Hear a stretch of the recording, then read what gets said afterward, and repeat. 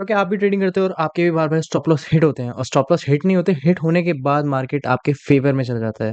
Well इसमें आपकी कहीं दिक्कत नहीं है, आपको बस स्टॉप लॉस अपना प्लेस करना नहीं आ रहा है और इस वीडियो में आपको बताऊँगा कि कैसे आप स्टॉप लॉस को अपने प्लेस कर सकते हो जिससे कि मार्केट अगर स्टॉप लॉस हिट करता है, तो वो अपनी डायरेक्शन ही बदले, वो आपकी फ़ेवर में ना जाए। तो मतलब स्टॉप लॉस एक ऐसी जगह लगाना है जहाँ से मार्केट अपनी डायरेक्शन चेंज कर ले, वो आपके फ़ेवर में दोबारा ना जाए लिक्विडिटी ग्रैब करके। तो इस वीडियो में आपको बताता हूँ कैसे आप ऐसे स्टॉप लॉसेस को प्लेस कर सकते हो। तो वेल इसमें आपको 2 चीज़ की बहुत ज़्यादा ज़रूरत है, जो कि आपको समझनी बहुत अच्छी ज़रूरी है। एक है मार्केट स्ट्रक्चर और एक है लिक्विडिटी। इन दोनों की वीडियो मेरे चैनल में पड़ी है, आप देख सकते हो। पहले आपको समझाता हूँ मार्केट स्ट्रक्चर के हिसाब से कैसे होगा। सपोज़ मार्केट यहाँ से मैंने बनाया मार्केट, इसमें हाइज़ आए, लोज़ आए, हाइज़ आए, लोज़ आए, सिंपल। अब क्या करता हूँ मैं एक और हाई बनाता हूँ और अब मैं एक लो बनाता हूँ।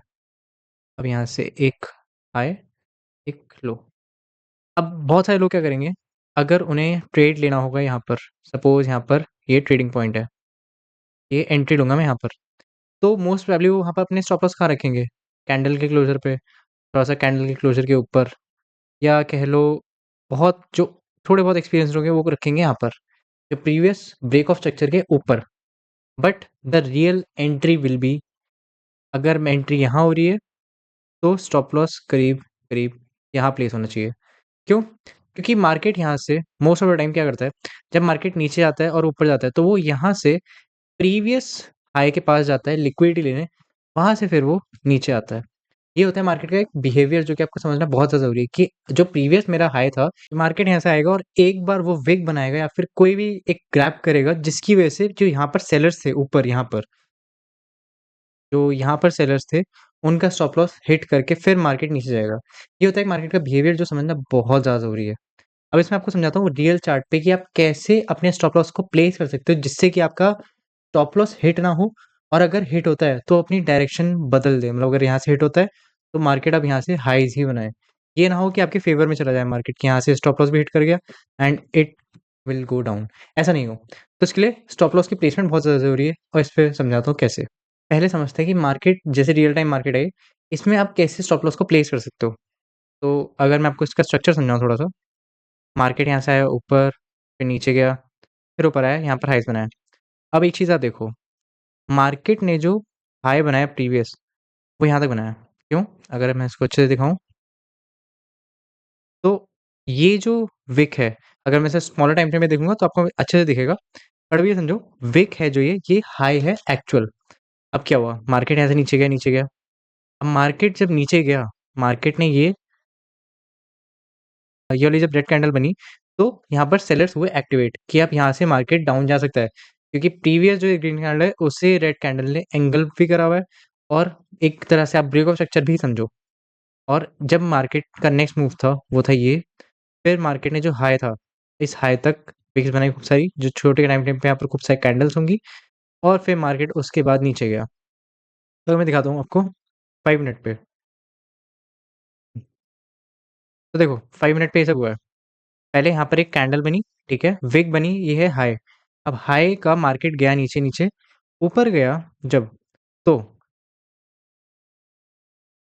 यहाँ पर देखो खूब सारी कैंडल्स बनी हैं। इतनी सारी कैंडल्स बनी हैं, तो उन्होंने यहाँ पर जो लिक्विडिटी थी, ये सारी लिक्विडिटी ले ली इन कैंडल से। अब इसके बाद मार्केट ने क्या किया? मार्केट यहाँ से नीचे गया and it went aggressively down. ये देखो, मार्केट यहाँ से कितने सारे पॉइंट्स नीचे गिर चुका है।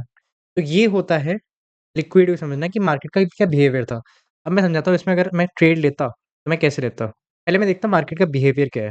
मार्केट यहाँ से ऊपर आया, नीचे गया, ऊपर आया, फिर यहाँ पर एक हाई बना लिया।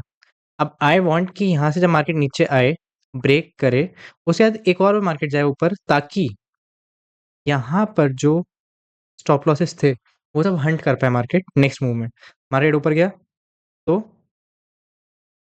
यहाँ पर जो स्टॉप लॉस थे, इन कैंडल्स ने हंट कर लिया। अब इन कैंडल्स ने हंट कर लिए, यहाँ पर एक ब्रेक ऑफ स्ट्रक्चर भी हो गया है, क्योंकि ये ब्रेक हो चुका है, कैंडल्स ने हंट कर लिया प्रीवियस वाले को।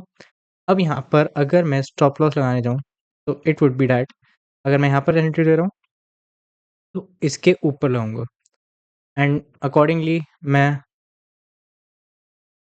टारगेट भी उस हिसाब से रखूँगा 1:2 जो कि अचीव था।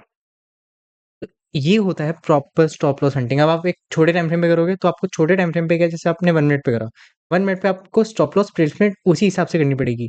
वो टाइट हो जाता है। अगर आप 5 मिनट पे कर रहे हो वो ईज़ी है, 15 मिनट पे कर रहे हो और ईज़ी है।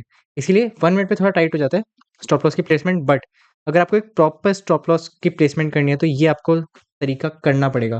पहले लिक्विडिटी समझो, लिक्विडिटी कहाँ थी, फिर नेक्स्ट मूव देखो, नेक्स्ट मूव में लिक्विडिटी ग्रैब हुआ या फिर नहीं हुआ। जैसे ही हुआ उसके ब्रेक ऑफ स्ट्रक्चर पे आप आपका स्टॉप लॉस रहेगा उसके हाई के थोड़ा-सा ऊपर, जो अगर ऊपर जाता है मार्केट तो वो ब्रेक ऑफ स्ट्रक्चर ना हो। ये होता है proper placement of any stop loss, और इसी की वजह से बहुत सारे ट्रेडर्स अपने मार खाए and that's the reason they are not profitable in trading.